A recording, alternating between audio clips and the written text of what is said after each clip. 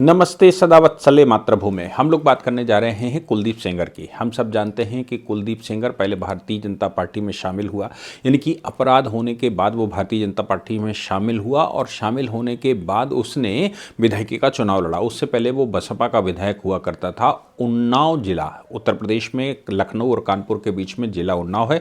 उन्नाव जिले के बांगरमऊ विधानसभा से वो आता था। बहुत स्ट्रांग व्यक्ति है और उसका जो प्रभाव है उस क्षेत्र में, कोई अभी भी उसके खिलाफ कुछ बोलने को तैयार नहीं। अब ना बोलने को तैयार है, इसके दो कारण हो सकते हैं, या तो उससे बहुत डरते हैं लोग और या फिर वो भला आदमी है। अब भला आदमी तो नहीं हो सकता, इतने सारे लोग, जब इतना सारा मुकदमा और ये सब चल रहा है तो, लेकिन यही बात कही जा सकती है कि डरते हैं। इत्तेफाक हो गए हों या हकीकत में की हो, विक्टिम के पिता की हत्या हो गई, विक्टिम के ऊपर उसका जो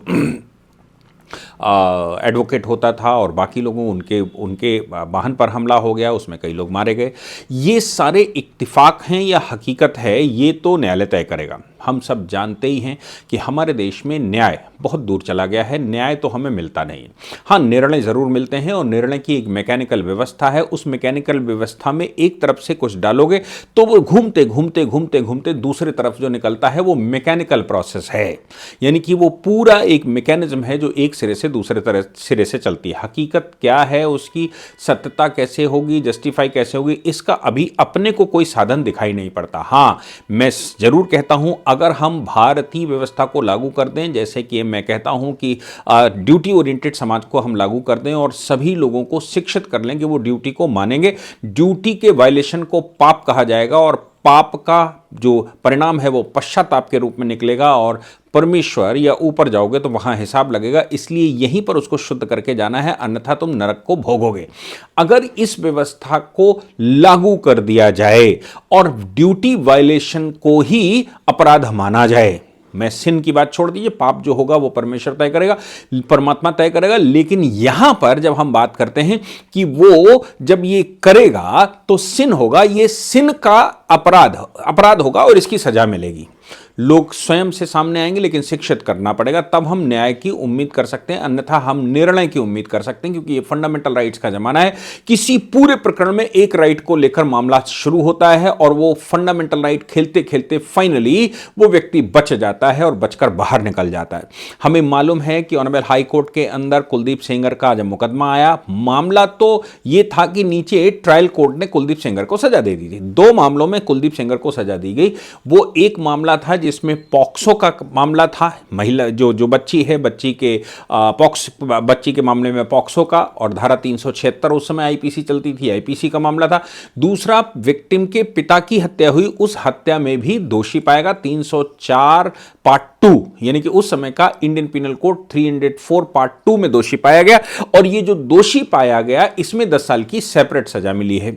इस पॉक्सो के मामले में जो मामला आता था, पॉक्सो में भी अलग अलग प्रावधान है, प्रावधानों में 376 में भी अलग अलग प्रावधान है, जिसमें यह कहा गया कि अगर पब्लिक सर्वेंट जिसके पास संरक्षण के लिए कोई महिला आती है वही उसके साथ अगर गलत करता है तो ऐसी परिस्थिति में वो ज्यादा सजा का भागी होगा। मैं बार बार इस बात को कई बार कहता हूं, महाभारत में एक प्रकरण है जिस प्रकरण में सजाओं के विषय में पूछा जा रहा है। दुर्योधन और युधिष्ठिर आमने सामने खड़े हैं, गुरुजन उनसे पूछ रहे हैं कि इनमें से दोनों में योग्य कौन है। तो एक सवाल पैदा हुआ कि एक अपराध 4 लोगों ने मिलकर किया, जिसमें एक शूद्र था, एक वैश्य था, एक क्षत्रिय था और एक ब्राह्मण था। इन चारों ने मिलकर अपराध किया है, इनकी सजा क्या होगी? आज के कानूनों के अनुसार तो दुर्योधन का कानून लगता है और दुर्योधन ये कहता है कि चारों लोगों ने किया है, मानवता के आधार पर चारों को बराबर की सजा मिलनी चाहिए। लेकिन जब युधिष्ठिर से बात होती है तो युधिष्ठिर कहते हैं चारों की सजा अलग अलग होनी चाहिए। शूद्र केवल फॉलोवर हो सकता है, इसलिए उसको सबसे कम सजा दी जा सकती है। वैश्य केवल प्रभाव में आ सकता है, इसलिए उससे कुछ ज्यादा सजा दी जा सकती है, लेकिन क्षत्रिय को माफ नहीं किया जाता और शूद्र को और ब्राह्मण को यहां सजाए मौत दी जाती है, क्योंकि ब्राह्मण का काम था वो क्षत्रिय को भी कन्विंस करता और अपराध करने से रोकता, और क्षत्रिय का काम था कि वो अत्याचार को रोकता ना कि करता। वैश्य चूंकि वहां पर अब विरोध कर सकता था, लेकिन वो भी शामिल था और शूद्र भी शामिल था, इसलिए शूद्र को सजा तो मिलेगी, लेकिन सबसे कम शूद्र को, फिर उससे ज्यादा वैश्य को, उससे ज्यादा क्षत्रिय को, और ब्राह्मण जो कि नेतृत्व करता है, जो कि दिशा दिखाता है, जो छतरी का भी नेतृत्व करता है या उसको मार्गदर्शन करता है, उसको सबसे ज्यादा सजा मिलनी चाहिए। यहां पर पॉक्सो एक्ट में भी और धारा 376 ABCD में भी अगर आप जाएंगे तो उसमें इसी प्रकार के प्रावधान हैं, जिसमें यह कहा गया है कि एक सामान्य व्यक्ति कोई अपराध करता है तो उसकी इतनी सजा है, लेकिन कोई पब्लिक सर्वेंट अगर अपराध करता है, हालांकि ये उल्टा मामला है पब्लिक सर्वेंट के मामले में और बाकी के मामले में, लेकिन यहां कोई पब्लिक सर्वेंट जिसकी संरक्षण में कोई व्यक्ति होता है वो अगर अपराध करता है तो उसको ज्यादा सजा की प्रावधान। पॉक्सो एक्ट के तहत नीचे एडिशनल सेशन जज ने इनको सजाए उम्र कैद दे दी। उम्र कैद का मतलब होता है बी मोर देन 20 ईयर्स। मैं उस पर नहीं जाऊंगा कि अलग अलग प्रावधानों में अलग अलग जगह पर उम्र कैद की परिभाषा कैद रखी, लेकिन इसमें सजा दी गई ये मानते हुए कि ये पब्लिक सर्वेंट है, पब्लिक विधायक है तो विधायक का मतलब पब्लिक सर्वेंट, और पब्लिक सर्वेंट के द्वारा किया गया अपराध यहां दंडनीय है। अब सवाल यह पैदा होता है जब वो अपील में गया, तो देखिए यहां पर समझने की आवश्यकता है। दो अलग अलग केसेस हैं, एक विक्टिम के पिता की हत्या का मामला था और दूसरा विक्टिम के साथ किए गए रेप का मामला था, कस्टडी में रेप या फिर पब्लिक सर्वेंट के द्वारा प्रभाव में रेप। अब यहां पब्लिक सर्वेंट वो था कि नहीं था, हाई कोर्ट ने डेफिनेशन लगाई कि वो पब्लिक सर्वेंट नहीं था, क्योंकि public servant in following of his duty होना चाहिए, वो विधायक की ड्यूटी ही नहीं है, इसलिए जो किया गया ये पब्लिक सर्वेंट की कैटेगरी में नहीं आता, ये उसकी प्राइवेट है, इसलिए सामान्य जैसे सजा दी जाती है वैसे उसको सजा दी जाएगी। और सामान्य सजा दी जाएगी का मतलब यह है कि जो जितना समय वो काट चुका है, अच्छा बेल के प्रावधानों को समझना चाहिए, जितनी धाराएं लगी हैं किसी भी एक मामले में, जितनी धाराएं लगी हैं, ये कानून के जानकर एक सज्जन ने मुझे लिखा और शायद वो उसने लिखा कि मैं कानून जानता हूं। मैं समझता हूं कि कानून है, कानून बच्चों के खेल नहीं है, और नीचे LLB कर लेना और वहां से लेकर सुप्रीम कोर्ट तक आना, पढ़ाना और सुप्रीम कोर्ट में प्रैक्टिस करना, ये सारी अलग अलग विधाएं हैं। और सुप्रीम कोर्ट में प्रैक्टिस करना और उसके साथ लेजिस्लेशन में बनाना, मैं समझता हूं मैं इन सभी जगहों पर सीट पर भी देख कर आया हूं, नीचे प्रैक्टिस भी देख कर आया हूं, सुप्रीम कोर्ट तक पहुंचा, लेजिस्लेशन में भी कहीं ना कहीं मेरा इन्वॉल्वमेंट कभी ना कभी रहा है, इसलिए इसको ऐसे समझना चाहिए। ये बच्चों का खेल नहीं है, मुझे लिखने से कोई लाभ नहीं है, आप उसको समझिए, पढ़िए। अगर 4 धाराएं लगाई गई हैं किसी एक ही एक्ट के कॉन्सिक्वेंसेस में, यह संभव है कि कंटिन्यूएशन ऑफ ऑफेंस हो। कंटिन्यूएशन ऑफ ऑफेंस में 4 ऑफेंस काउंट क्यों? क्योंकि किसी ने पहले किडनैप किया, उससे पहले किसी ने बरगलाया, कोई उसको ले गया, किसी ने उसको छिपाया, किसी ने उसकी मॉडेस्टी भंग की, किसी ने उसका रेप किया और किसी ने उसका कत्ल किया, या एक ही व्यक्ति ने ये काम किए, तो इन सभी विषयों पर धाराएं लगेंगी। मतलब पहले किडनैपिंग की धारा लगेगी, फिर उसको ले जाने की धारा लगेगी, उसको छुपाने की धारा लगेगी, मॉडेस्टी भंग की धारा लगेगी, उसको रेप की धारा लगेगी और फिर उसके मर्डर की धारा लगेगी और मर्डर के बाद उसकी बॉडी को छुपाने की धारा लगेगी। ये सजाएं सारी, इन सभी धाराओं की सजाएं प्रूफ होने के बाद साइमल्टेनियस भी चल सकती हैं, कंकरेंट भी चल सकती हैं और अलग अलग भी चल सकती हैं। मोस्टली वो कंकरेंट चलती। कंकरेंट से मतलब है जो सबसे बड़ी सजा होती है उस सजा में सारी मर्ज हो जाती। अब ऐसी परिस्थिति में अगर उसको सुना जाए तो मालूम पड़ा किडनैपिंग तो इसने की ही नहीं थी, वो स्वयं चली है, तो किडनैपिंग की जो धारा लगी है उस धारा में वो हटा देगा या फिर उसमें बेल ग्रांट कर दी। उसने कहा कि साहब रेप किया था, रेप में उसने बेल ग्रांट नहीं की, लेकिन मर्डर उसने नहीं किया था, मर्डर में बेल ग्रांट कर दी, लड़की ने सुसाइड कर लिया था, ये प्रूफ हो रहा है, और उसने बॉडी छुपाई नहीं थी, इसमें भी। तो एक धारा बची केवल, बाकी धाराएं उसके ऊपर से हट गई, तो इस एक धारा में को सजा दे दी जाती। जिस समय सुनवाई चल रही है हो सकता है कि ट्रायल कोर्ट ने इन सभी में सजाएं दी हो, सजा मर्ज करके इकट्ठी कर दी हो। जब आप हाई कोर्ट पहुंचे तो 2 अलग अलग केसेस थे। एक केस तो मर्डर का था जो विक्टिम के पिता का था, और दूसरा केस ये पॉक्सो का था।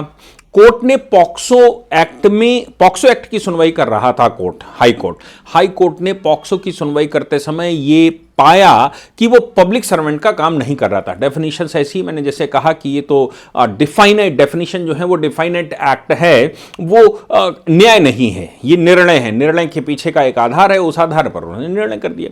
आधार उन्होंने बताया कि भाई पब्लिक सर्वेंट था कि नहीं था, तो हाई कोर्ट ने कहा चूंकि वो in continuation of public servant नहीं है, इसलिए पब्लिक सर्वेंट की डेफिनेशन यहां पर नहीं लगती। चूंकि पब्लिक सर्वेंट की डेफिनेशन नहीं लगती, बाकी में लगता है, बाकी की सजा 50% काट चुका है, इसलिए उसको अपील में बेल ग्रांट करने का मामला बनता है, इसलिए बेल ग्रांट कर दी, क्योंकि बेल का मामला यह है कि अगर कोई अपील स्वीकार कर ली जाती है, सजा सस्पेंड कर दी जाती है, तो ऐसी सजा सस्पेंड करने पर, सस्पेंड करने का मतलब यह बिल्कुल नहीं है कि सजा उसको छोड़ दिया गया है। जैसे राहुल गांधी की सजा सस्पेंड कर दी गई, सस्पेंड करने का जब वो 2 साल का उनके डिफेमेशन का केस बना था, उसके बाद उनको उनकी सजा को सस्पेंड कर दिया ऊपर वाले न्यायालय ने, तो वो लोकसभा में फिर आ गए। लेकिन सस्पेंशन का मतलब ये नहीं है केस खत्म हो गया, फिलहाल सस्पेंड कर दी जाती है जब तक सुनवाई नहीं होती।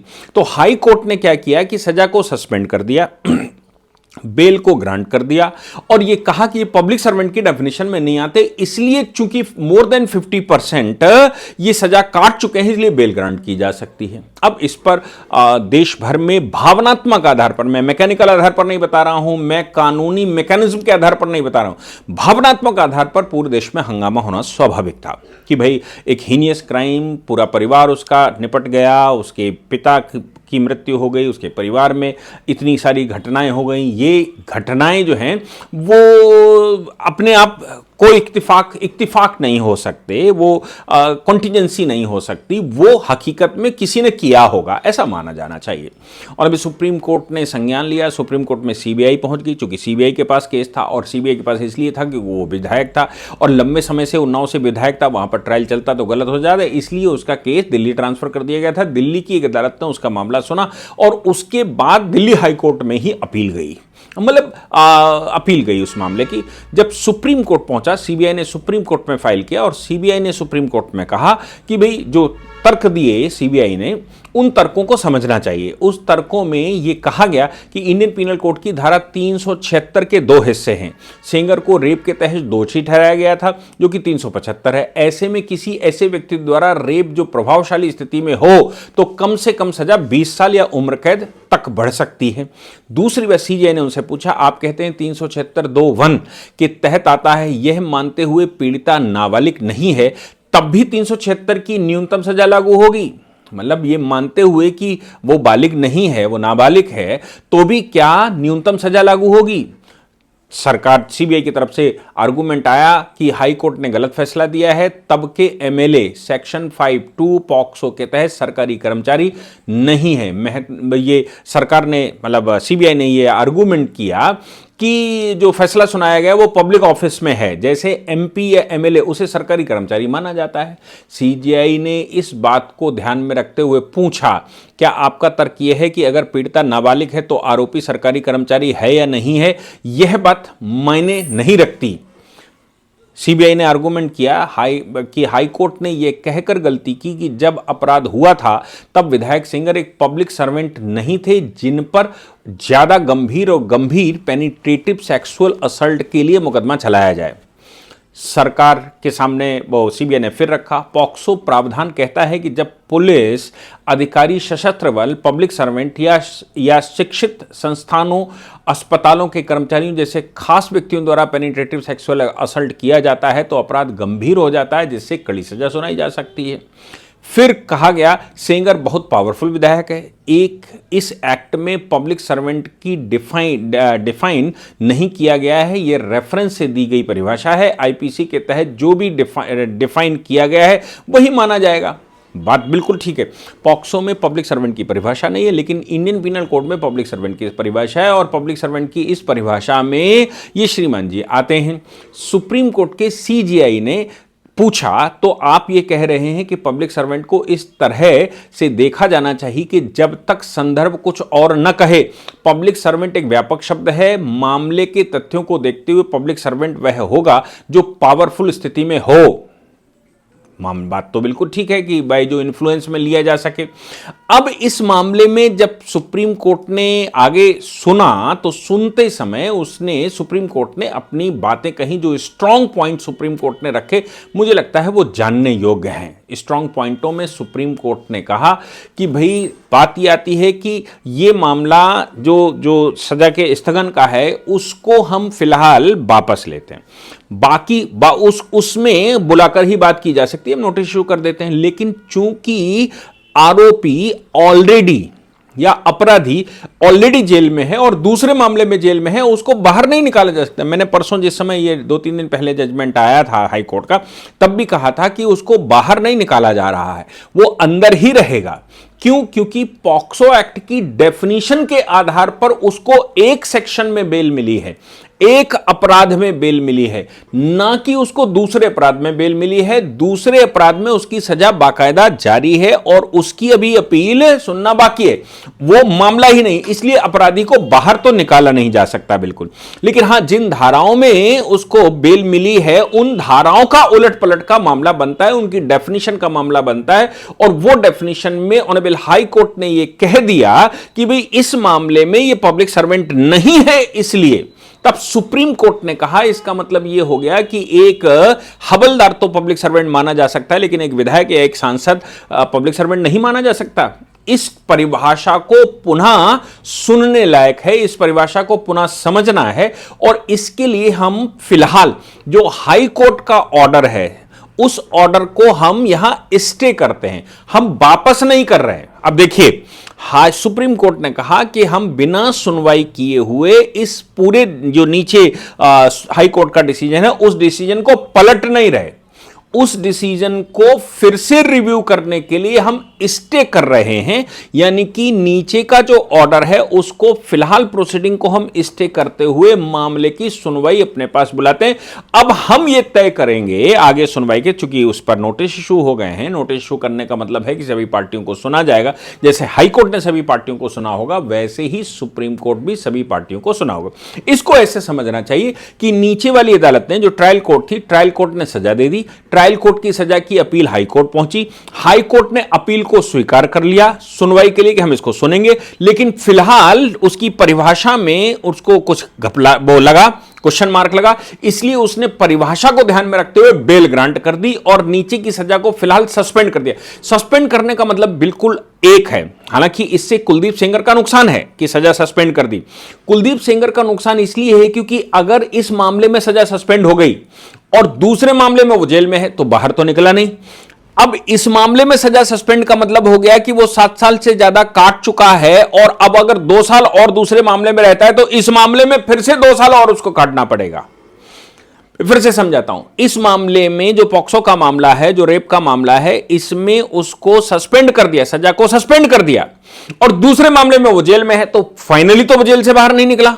अगर ये सजा कंटिन्यूएशन रखता, सस्पेंड नहीं करता, उसको बेल ग्रांट कर देता या फिर उसकी सुनवाई के लिए हामी भर देता कोर्ट ये कहता कि हम इसको सुनवाई करेंगे, चूंकि आपकी तो दूसरे मामले में आप जेल में हैं, आप बाहर तो जा नहीं सकते, इसलिए अभी फिलहाल सजा को सस्पेंड नहीं कर रहे हैं और नहीं तुमको बेल ग्रांट कर रहे हैं, तुम्हारा मामला हम सुन लेंगे। तो मुझे लगता है वो बेस्ट डिसीजन होता कुलदीप सेंगर के मामले में, क्योंकि कुलदीप सेंगर की सुनवाई अगर 2 साल चलती और 2 साल तक वो जेल में रहता, उस मामले में सस्पेंड न करता, तो 7 साल की जगह वो 9 साल काट चुका होता, और अगर और 2 साल अंदर रह लेता तब तक तो सजा ही वो पार कर चुका होता। तो अपील में सुप्रीम कोर्ट पहुंचने तक वो सजा काट चुका होता, अपने आप छूट जाता। अब यहां पर एक मामले में वो सजा काट ही रहा है, जेल के बाहर तो आएगा नहीं, लेकिन दूसरे मामले में सजा सस्पेंड करने का मतलब अगर निकाला जाए तो यह भी निकाला जा सकता है, चूंकि तुम्हें बेल दे दी गई थी, सजा सस्पेंड कर दी गई थी, इसलिए आज से भले ही तुम 3 साल जेल में और रहो, आज से अगर दोबारा सजा दी जाती है तो फिर 7 साल काटनी पड़ेगी, फिर आपको पूरी 20 करनी पड़ेगी, और ये 7 उसमें से माइनस करेंगे। इसलिए ये डेफिनेशन थोड़ी सी कॉम्प्लिकेटेड बन गई है, पर सुप्रीम कोर्ट ने मुझे लगता है ऐसा करके कम से कम कुलदीप सेंगर को रिलीफ दे दी है। कुलदीप सेंगर को रिलीफ का मतलब यह है कि उसको बेल, उसकी सजा जो है वो सस्पेंड चल रही थी, हालांकि सुप्रीम कोर्ट का हम सुनेंगे, उसकी बेल रिजेक्ट कर दी, ग्राउंड रिजेक्ट कर दिए, वो जेल में रहेगा। अब जेल में रहेगा, अगर 2 वर्ष तक आगे सुनवाई होती तो उसकी 7 वर्ष जो ग्राउंड उसका दिया जा रहा है उसकी बजाय वो 9 वर्ष उसके काउंट कर लिए जाएंगे। अब सुप्रीम कोर्ट ने इस मामले में सिर्फ स्टे दिया है, अभी कुछ भी नहीं हुआ है, और स्टे देकर सीजीआई ने लोगों का जो विश्वास है, जैसा हम सबको मालूम है कि अरावली के मामले में सुप्रीम कोर्ट ने स्वतः संज्ञान लिया और कहा हम इसको पुनः सुनेंगे, इस मामले में भी जनभावना को ध्यान में रखते हुए सुप्रीम कोर्ट ने कहा भाई हम इसको सुनेंगे, और सरकार ने, केंद्र की सरकार यानी कि सीबीआई ने जो सुप्रीम कोर्ट में दलीलें दी, उन दलीलों को उन्होंने स्वीकार कर लिया, और स्वीकार करते हुए मामले को स्टे कर दिया, स्टे करके नोटिस इशू कर दिए, नोटिस इशू करके अब उसको पूरी सुनवाई करेंगे। इसलिए मुझे लगता है जो मिस इंटरप्रिटेशन मीडिया में चल रहा है, जो तमाम तरह की डेफिनेशनें चल चल रही हैं और कहा जा रहा है कि वो पलट दिया, उलट दिया। ऐसा अभी कुछ भी नहीं हुआ, ऐसा अभी कोई डिसीजन नहीं, सिर्फ नीचे वाले डिसीजन को स्टे किया गया है, जो कि इसका मतलब यह हो गया कि जो ट्रायल कोर्ट का जजमेंट है वो अब कंटिन्यू रहेगा, उनकी सजा सस्पेंड की बजाय कंटिन्यू रहेगी और जब तक सुनवाई रहेगी वो उसके कैलकुलेशन में आ जाएगी, उसको कैलकुलेट किया जाएगा। बाकी तो सुप्रीम कोर्ट जब निर्णय करेगा तब हम लोग उस पर चर्चा करेंगे। जय हिंद, जय भारत, वंदे मातरम।